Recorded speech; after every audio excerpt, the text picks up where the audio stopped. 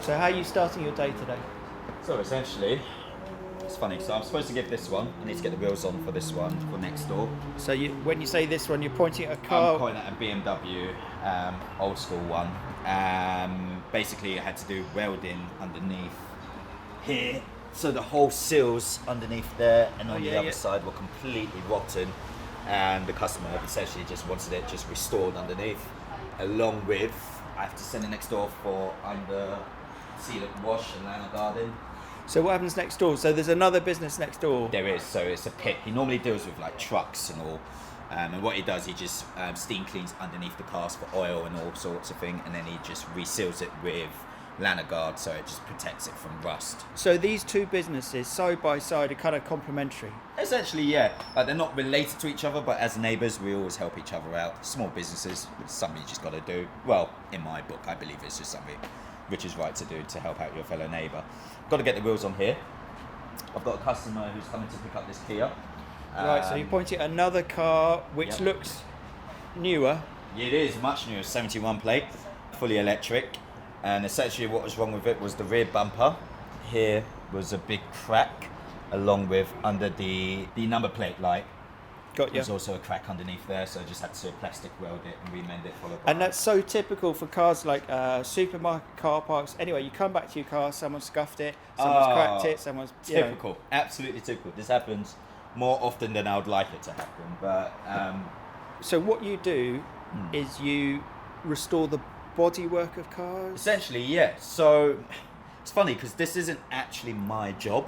It's my father's business. And basically, as he's gotten older, he's slowly been retiring, well, leaning towards the retirement age. So I used to do this like 10 years ago or so. My main focus has always been in the arts, acting and martial arts. Yeah. Honestly. So you're a car body restorer yeah. and an actor. And an actor. That's an unusual mix. Yeah, I know. I don't know how it works, but it just does. Hence probably the weird sense of dress style, because people always like, you don't dress like a mechanic. And I'm like, I know. so to just describe to listeners, I'm going to describe you: brown boots, black jeans, but there's a lot of rings, jewelry, bracelets, belt buckles. How would you describe that hat? So the hat, sort of, it's a Stetson hat. Fedora, and essentially a wide brim fedora, and kind of just added little bits and pieces to it just because of why not. So you don't mind being seen, you like to look different. I like to present myself in a way, yeah. You don't want to blend in. Yeah, like I don't like to follow trends. My way of, or my expression of style is, it's a bit weird. There is a history kind of to it. So growing up, I remember there was a time where if you wore a hoodie as a young black male, especially in London, wearing hoodies and whatever, kind of made you targeted by the police. It was for stop and search.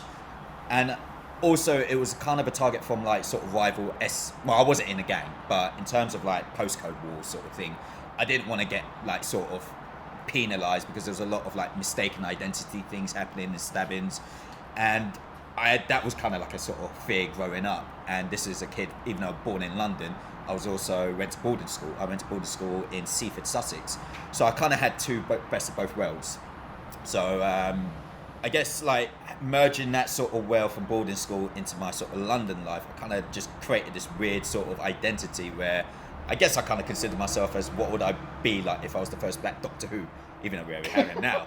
But that's where my original inspiration for my sense of dress style came from. It was this quirky alien who just went around time and space, just being himself unapologetically, whilst also expressing himself in the most vibrant way, but also having this sort of lovely demeanour and tone towards humanity, in the sense that he always looked after he was like anti-bully. He always looked out for the little guy. That's great. So I always emulated that. What a lovely history to where you've got to now with your style. So there's a bit of push, as in I don't want to be misidentified, but it's a bit of pull, as in there's things I'm aspiring to, the way I see the world. Yeah, essentially owning it, if that's the right way to put it.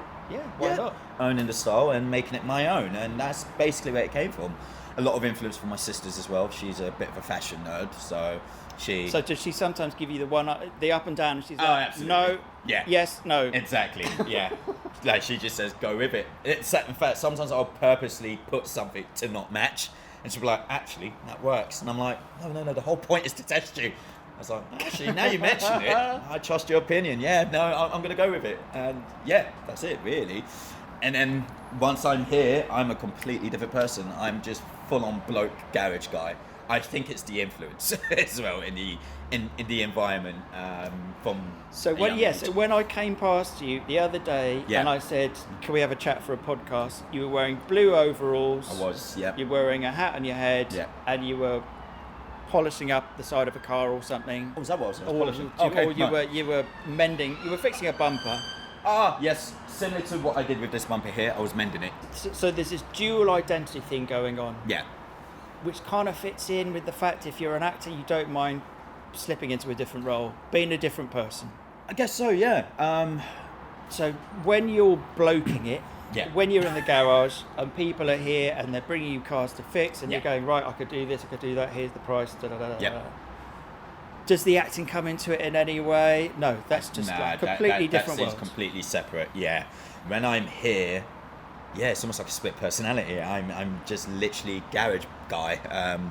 There's no acting involved, or even, in fact, not even a hint of it. In fact, that doesn't even become part of my world. I guess I'm just focused on repairing, fixing cars, mainly just to help my dad out itself. So you said this is your dad's business. Just to describe it, we are off a busy dual carriageway, which you can hear in the background. Yep. It's a kind of, how would you describe it? It's a shed. It's essentially a shed, tin-based shed. It's got corrugated roof. Indeed. It's got lots of bits and bobs holding it up, boards. Almost looks like a junkyard, I guess you could say. Yeah, in a way. And from the outside too, when it's all... Yeah. So the business is called CR1 Motors. Originally, we used to be based in Limehouse, in one of the arches. Railway arches. Railway arches, indeed, yes. And essentially, like most things in London, as everyone can probably relate to, the rent just got hyped up to an extortionate amount. And it's just been ongoing, and especially with the garage trade, there's a sort of push to kind of push it out of London. So the railway arches tend not to give new leases to people within the mechanics and garages because it's not seen as, I guess, a clean industry. But that's always where garages have been. Or around this part of London. A pre-teenager, especially in East London. See my dad just grafting away. It's always been in an arch. A lot of mechanical base always been in the arches, and then once they start to shut down, all of a sudden, like, I've got nothing against it. But I just find it funny with the extortionate rent hike, and then all of a sudden you see a coffee shop open up, which is never ever busy. Yeah. And I'm or a bakery. Or another smoked salmon, bagel, whatever. Whatever it is, something that just kind of screams, I feel like we're leaning towards this sort of strong gentrification within the area. Which, I won't lie, there is a pro to it, even though there's a part of me that hates saying that. But there's also cons to it in terms of the local community. What does it do to the local community itself? And hell, in fact, I'm a product of that. Someone who was, Elephant Castle was my original home. And then south of the river. Indeed, yeah, southeast London. And also Elephant and Castle's changed a lot. It has, yeah, it really has. That was home for me. So do you like Elephant and Castle? Is it always going to be home, Elephant and Castle? No, not anymore. So now I'm Waterloo, and the reason why is, again, because of they were essentially kicking out all the residents. I grew up in what was known as the Haygate Estate. Don't know if you heard of it, or have you seen a film called Harry Brown with Michael Caine? No. Basically, that's where they filmed, in that estate there. Like, I didn't have a bedroom in my flat where I lived. I slept in the living room because, it's just the cards you're dealt with in life. Like, I come from a big family. My sisters had their own bedroom, and I was the youngest. We're not wealthy or whatever. We were just getting by like everyone else, or trying to, I should say. And then little did I realise, I think I was just too young to really know what was going on here. It was when I first heard the term gentrification, and a lot of the local residents talk basically up in arms about, you're basically trying to split us apart and move us essentially as to the outer skirts of London. Like, some went to Penge, some went to Bromley. Like, they really did start pushing people out. And it was only by sheer dumb luck, my sister found a place. Actually, backtrack. We found a place in Nunhead, Peckham. Lovely house, a 4-bedroom house with a big garden, and it was under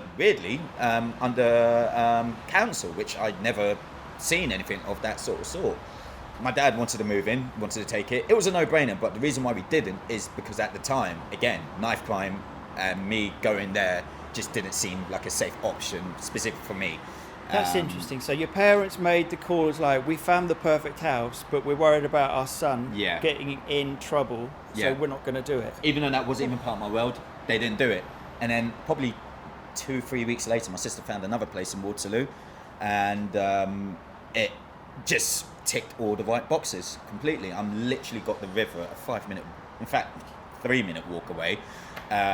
It's ridiculously safe. There's a lot going on. It can be a bit funny explaining to people, when they say, where are you from? I'm like, Waterloo. And they're like, who lives in Waterloo? I thought that was a junction. I'm like, well, it is, but people do live there. It's a lovely community.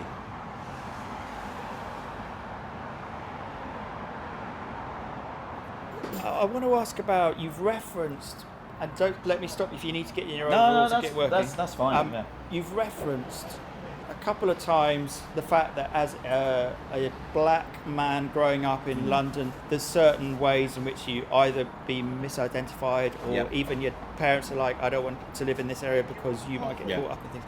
But you've also mentioned the fact that you went to a boarding school on the south coast of England. Yeah. How did that work, and why did you go there? So I went to a place called Weatherspoons, a secondary school near the Walworth Road, sorry. But there was another school, which was in, East Street Market, just behind Walworth Road.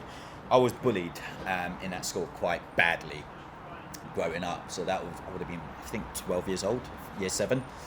And I also played the cello from a very young age. I think it was from the age of 6, 7-ish, if I remember correctly.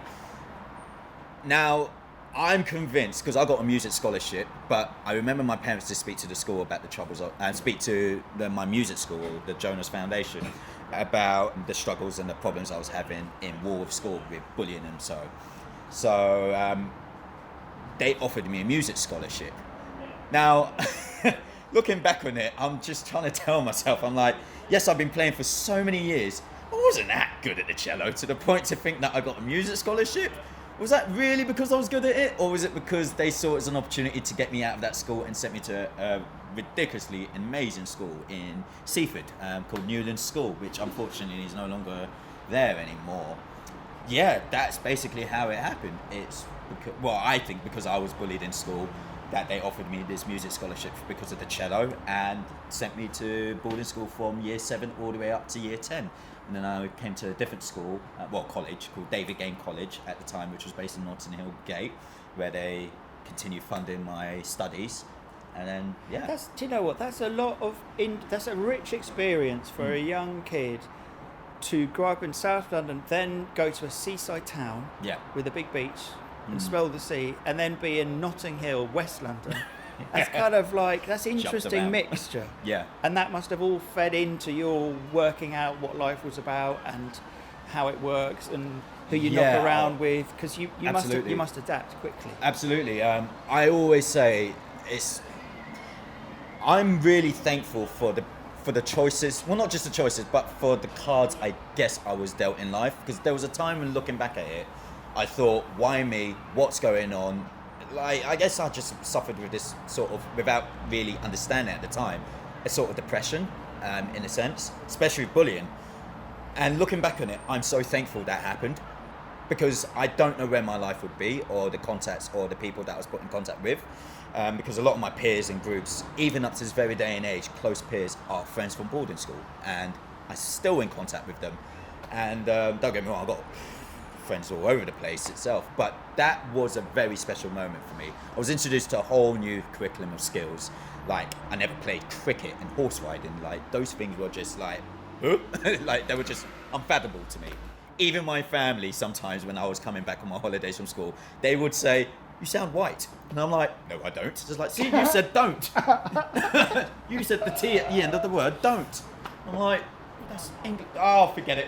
So are you? So within the family, are you the kind of the wild card? Are you the wild card? Are you the different one? Does everyone else, or is everyone in the family kind of unique? Because I'm assuming the way that you are, what you've explained, your family must be a loving, supportive family. Oh, absolutely. You're allowed to go your own way. Yeah. And they make decisions which are like based on what can we do, which is the best. Essentially, yeah. Even if they don't understand it, because my family are.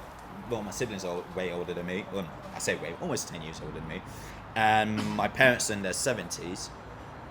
they have been ridiculously supportive of everything I do and the endeavours I've gone on about. Of course, they tried to direct me in the more safer routes, especially like, for example, choosing acting as a career choice. I guess it was that sort of typical... Which parent says, when their kid says I'm going to be an actor, which parent goes, great idea, that's going to be a really good career. Yeah, exactly. Like, my parents are from Zimbabwe, so of course there's that mentality where it's like you study to become that sort of doctor, lawyer. That's the aim. That's how I think they just want to present, like, bring me into the room and be like, my son, look, he's a doctor, just to show me off in front of the other family members. Yeah. And my sister's like, they're smart. One of them's a teacher, and then the other one, she's very business orientated in terms of entrepreneurship. She had a studio, a photography studio at one point. So they're great, them two. And then me, I'm like, this is my son, he's a clown. And it's like, how do we present that to the family? And I'm like, yep, that's me. Like, I was always, even in my group of friends, like, I've always been, I just never followed the tide, I guess you could say. Like, I like being different. But it doesn't sound like you were rebelling, you were kicking against, No. But it sounds like more that you were just curious. I was curious in discovering who I am and what I stood for, I guess. And if we ever work that out. Yeah, well, yeah, that's true. Do we, actually? It's like when people say, do you know yourself? And I'm like, well, I'm always surprised at myself, so I don't know. I really don't know.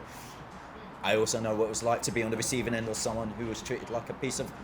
Sorry, I was about to swear. I don't know if I can or not. But a piece of crap. Sorry. And so... what you're referencing there is bullying. Yeah, being bullied. So... But, like, I'll just chill and have a conversation with the local homeless guy. Because I don't know his story. I don't know what put him there. But God almighty, I would hate to think that someone just saying hello to someone and someone just walks by, becoming invisible, not being treated as a genuine human being. And I'm not just asking about, just to feel that humanity sense. Like, that would freaking kill me. Just that whole thought basis as well. So I guess it's just, what am I trying to say here? Just don't be a dick, I guess. I don't think that's really hard to ask. It's, are you a good person? Can we get along? If so, great. If not, equally great. I wish you the best. Moving on. Tell me about the acting. Yeah. So acting, again, was originally discovered back in the school I was bullied at, Weatherspoons School. And I absolutely sucked at academic studies, except for history. I really enjoyed history. But in general academia, I sucked. But then they had this one drama class, which I completely fell in love with. I got to be someone else, or at least attempt to be someone else. And it was the one time where I didn't have any stage fright or fear.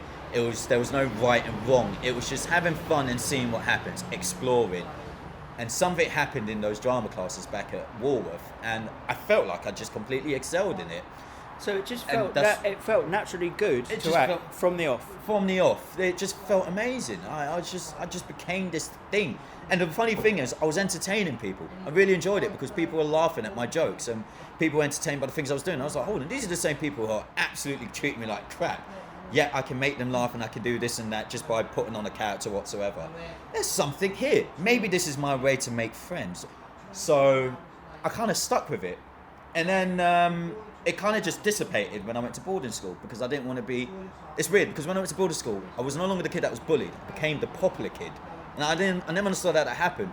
A lot of the popular kids weren't involved in the theatre arts era. We were the sports people itself. And I made it to the first rugby team, cricket and football team. Somehow. So when you went to boarding school, you went in a different direction. I went in a completely different direction. And the direction. acting wasn't the cool thing that the cool kids did. I still had acting lessons, but even though I loved it, it wasn't seen as the cool thing. So that's why I never pushed it at the time. And I never pushed it throughout my years in boarding school until after college, where I was kind of figuring out what am I going to do. And I was working in retail. In fact, I was helping my dad out at the time. I started learning the body trade, but I was also working in retail. I never felt fulfilled. I never really knew what I wanted to pursue career-wise. And then one of my other best mates from boarding school, who I never knew, was also interested in acting. And he went to acting school. And I remember loving acting and all that. And then all of a sudden, watching him doing it kind of reignited this fire in me where I remember, holy crap, I remember how much I loved acting growing up. I just never wanted people to know that I loved it because I was probably going to think, the facade is over. They're going to see the real me, the kid who was bullied in this and that. Crap. I'm no longer the cool kid. So once I applied for Drama Studio London, weirdly, I didn't apply to many drama schools, just that one. And I got in. So once you were amongst the actors in the drama school... I was in my world. Aha. Yeah. That was when I was Take that call. No, it's fine, don't worry. That was when I was me, like true me, the true me coming out. And it sounds like it was probably also a bit of a surprise for you because you left it behind for so long. I left it behind so long, and I just jumped right into it and just went, yeah, this is where I belong. And then me being me, I fall into this weird sort of bad habit. So I prioritize me partying a bit too much. And why not? And why not? Yeah, like how old was I? I was probably like early, maybe 20 years old, I think. So yeah, and my priorities weren't exactly straight. Yeah, I was auditioning, but nowhere near to the extent that I should have been. So I was. So it wasn't like you were driven. No, I wasn't. You'd been to drama school. I've been to drama school. But you were of the age where you wanted to enjoy yourself. Yeah, like I didn't want to just jump from audition to audition. And weirdly, I had this ego about me saying it will happen when it happens. So I felt like, no, they will come to me eventually. Like, come on, like this ego, I don't know. I needed to be humbled real quick. And bloody hell, I damn what it was. I was a young fool. And I was just going around, just partying, having a few drinks, house parties, this and that. Working in retail still at the time. And again, I was like, where's my life going? What is this? Like, I've put myself in debt to go to drama school, and I did really well. I'm not going to beat around the bush with it, and I'm proud of what I produced whilst I was there. I'm going to own that. So I'm wasting away. I'm just wasting my time just doing this partying thing, and then eventually I called a halt to it. I said, you know what? That's it. I'm going to just put all the time I've put into partying. I'm just going to put it into my chosen field. And yeah, I got myself an agent officially. And I think what actually really was, I was scared of rejection.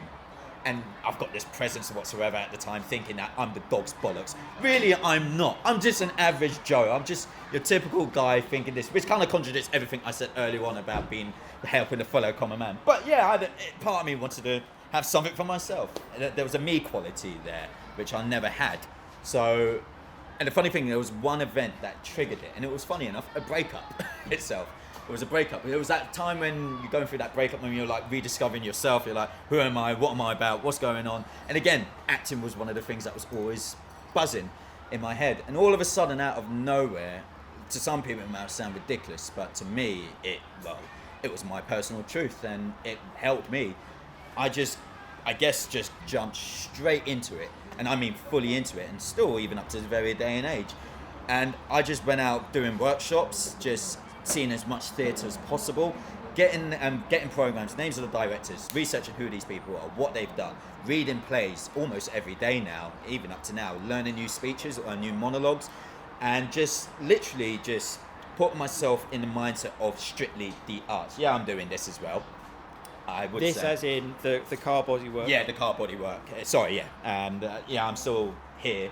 And like right now, I'm working on an audition for a commercial. Even though I'm not a fan of commercials, they are very, very voided of any form of creativity. You are literally a product itself. But the main point, what I'm going at, is when I started really put on the gears in motion, and I mean properly, I noticed something happening mentally, and I think what was happening was I stopped caring. And I mean, I stopped caring about me in terms of who, like, this me complex of I am deserving of this or it's just gonna happen. It was just about I'm turning up, I'm doing what I love doing, and I don't care if it's a yes or no. I just get to present myself for just this little moment, and then out I go. And I don't even think about the audition after that. It was watching the journey progressing. So the amount of no's that I've had didn't make a difference. No, it really didn't. It was like great. And then lo and behold, this audition came up, which I can finally talk about now, for something called Pilgrim 2. That was the code name for it. And it was Andor, season 2 for Star Wars. And I remember when I did the audition, It was a video in the garage. Did the tape. Did 3 takes. I was like, the more I overthink it, the worse it gets. Send it, done. Didn't think about it. Then my agent said, great tape. Next day, they're like asking for my availability. I'm like, ooh, okay, Disney. So it's a bit like fishing. Star Wars. You're getting nibbles on the line. Yeah. Like, oh, hold on. But I've had this before. I don't want to get my hopes up too much. I'm like, regardless if I'm not available, I am available. Just say yeah. Yeah, I'm available. Blag it. Blag it as much as you can. And then try not to think too much into it. And they're like, they really like your tape. They just want to know the vaccination part and this and that. And I'm like, yeah. They're like, okay, we're just finding out the finalisation. And I'm thinking, am I going to be in Star Wars? Holy crap, I love Star Wars. Is this actually going to happen? And then lo and behold, finally got the confirmation. Yep, you're filming in Valencia for this week, doing this and that. Oh my And that was my official big break. That is amazing. And that was in 2022. And the episode only just came out, what was it, 3 weeks ago? But yeah, no, did that, and throughout the process from 2022 up to now 25, because there was delays, there was the writer's strike, A, B, and C, and in my head I'm thinking, did I make the final edit? Oh no, what's this? Like, am I actually? Are people gonna actually see me? People gonna think like I never really told anyone about it because I was so tightly lipped about the NDA itself, and in my head I was thinking, oh, what if my friend who's going to go to the Disney exec, like, when you say the NDA, is that non-disclosure something? Non-disclosure. So you have to sign. So for a big thing like Star Wars, you have to sign something saying, I'm not going to talk about it. Yeah, I had to sign it before. In fact, even my agent didn't know. Is this the biggest part you've ever got? It's in terms of either money or in terms of exposure. Or... in terms of exposure, I would say. I guess it's what you could call your big break. Star Wars was fun, mainly not the being on set part, because there's a lot of waiting. In fact, the being on set part was a very, very eye-opening wake-up call, because this was where the ego part of me would have dangerously thrived, because I remember being on set, and it felt weird having everyone do everything for you, and it made me think, is this where people who make it big in the industry start to lose the plot because they're surrounded by someone doing your hair, someone doing your clothes, someone saying stand here, do that. Would you like some tea? Well, all of that. So what's great about this conversation is we're meeting in a car body shop, and I'm talking to someone who's been in a Star Wars film, and I would never have thought the conversation would go there. No. I'm glad I didn't mention my Poland's Got Talent story, because then it goes even more wacky. Poland's Got Talent? Yeah, exactly. It just goes wacky from that point. Come on. You got it. I can't just drop that in and be like, now I feel like I'm giving out my resume. So I practice martial arts, Shaolin Kung Fu. I've been doing it for years. And basically, there was this kid. By the way, I was 17 at the time. It's on YouTube, funny enough. And this kid who was Polish, who I trained with, his name was Oscar.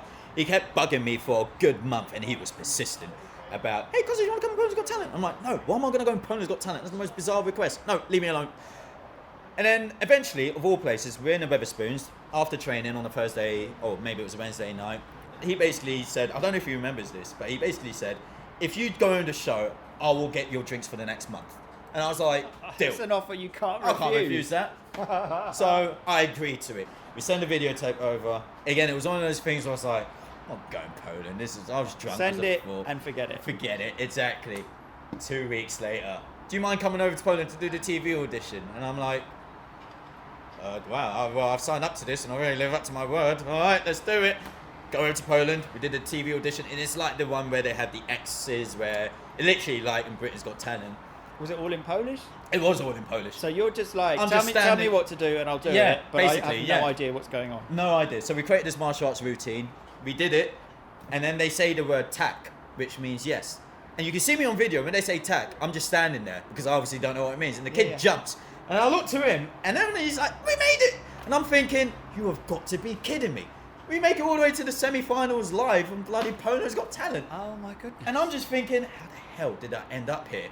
Just all from being drunk, essentially. In Weatherspoons, of all places. Brilliant. You've had a life. You have had a life. There's lots of really interesting things that have happened in your life. I mean, everyone has got a varied life, but it's unusual. Yours is unusual. I'm still a human being like everyone else, just trying to get along with other people, but just get by in life, trying to be the better person than I was yesterday.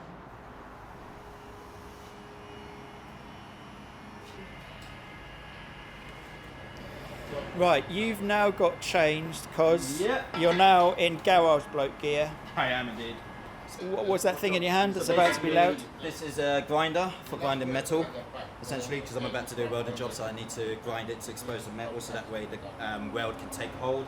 And I'm welding a spare wheel metal bar thingy, basically it's for the back of a taxi, Vito, so that way the spare wheel can stay behind the boot lid. Right, I'm going to stand back for the noise. I was about to say, yeah, and what do you call it? I should be wearing goggles, which I'm not. Again, part of the weird old school method.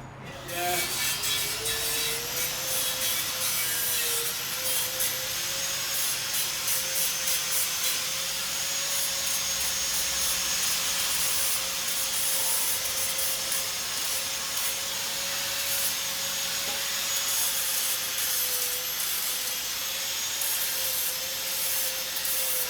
Trevor? How much time did you say you had? 10 minutes. Oh, okay. It's going to be quick as well. Alright, I'll have a look here. Okay, So you're pulling out a gas bottle on wheels. Yeah. What is this, a welding gear? Yeah, so this is a MIG welder. Please. And we're walking out to a taxi outside. Trevor, is this your taxi? Yeah, I know. So you've brought this in for a quick job. You know Cos, you know his father. Yeah, I know the whole family. He's known my dad longer than I've been alive, I think. I have. So that's why you come, because you know you'll get a good job done. Yeah, absolutely. No doubt. Oh, thanks, Trevor. Right. So the bonnet doesn't close. I mean, the bonnet is The latch, the latch, the lock, near side front door, lock in the near side front door, and the welding. That's it. and the welding. Okay, cool. How many cabs do you run, Trevor? 150. How many? 100? Sorry. 100? Sorry, I'm asking you why you're eating your sandwich. 150, 150? 160, yeah. That's a lot. So you're a businessman. You're not just a cab I run driver. cab. Yeah, but hold on. No, I don't drive cab. I'm the proprietor. I buy and rent cabs. Buy, repair, rent. There you go. That's a lot. That's a lot, though. That's a big business. Is that? Sounds to me like a big business. I've never been one. Did you start with one cab? How did it start? We put one cab, and I build up from there. You must be good at what you do. I hope so. I've been doing it long enough. So what's Cos fitting here? He's fitting a spare wheel bracket. Oh, right. So that's what holds the spare wheel correct, behind the back seats on this particular cab. Yeah. So you want to basically make sure all your cabs are the right standard, Yes. and leave the drivers to do the driving. Then you pass it on to the driver and it's up to him then. This isn't going to be... Won't last. It's strong, but it's not going to last, yeah. Is it for an overhaul? No, it went up last week. Oh, that's good then. It's not good. Like, you see how I'm in my position where I can get my hand around? Right. There's only so much I can get around. Even with this way.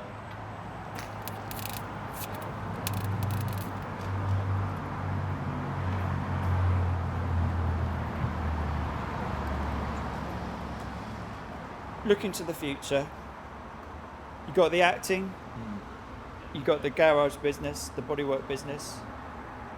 Where does your future lie? Does it continue on these two tracks? If your dad's like, I want to pass this business on to you. Yeah, I would be foolish to say no. I'm going my own way. I would be financially foolish as well. So yeah, no, I know I will be running the show eventually with this thing and seeing how I can expand it. Don't get me wrong. I like doing this. I enjoy it. I actually like chilling with my dad, even though we argue a lot. But I like spending time with him because not many people get that sort of quality memory time with their families and all. But I'm fully aware that I absolutely love the arts and I love acting, and that's really where I see myself wanting to excelling. So again, that's where the clash in. So what does that mean for the future? Does that mean I give this up to do that? Well, no, that can't happen, because not only that, this business supports my family as well. So there's responsibilities that comes with it, and it supported my family since the day I was, probably before I was even born.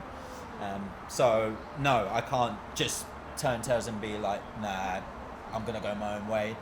Especially when acting doesn't exactly pay well. Well, no, it pays well when you get the job, but it's not in a consistency basis. So if a job comes up from an acting gig, I will see if I can get someone in to run the show here. I would always keep my foot on the door here, but also I will be doing that. And then when there's no acting stuff going on, this is what happens with me, then I'm here, and I'm here fully on, doing whatever it is I've got to do just to keep the business thriving as much as I can. So yeah, the future is, I don't actually fully know. I have an idea where it could be, which is definitely here, running the show, and then off and on when an acting gig comes along, also doing that. But then I have been posed the question, let's say the acting really kicked off, then what? Who knows? But there's a will, there's a way.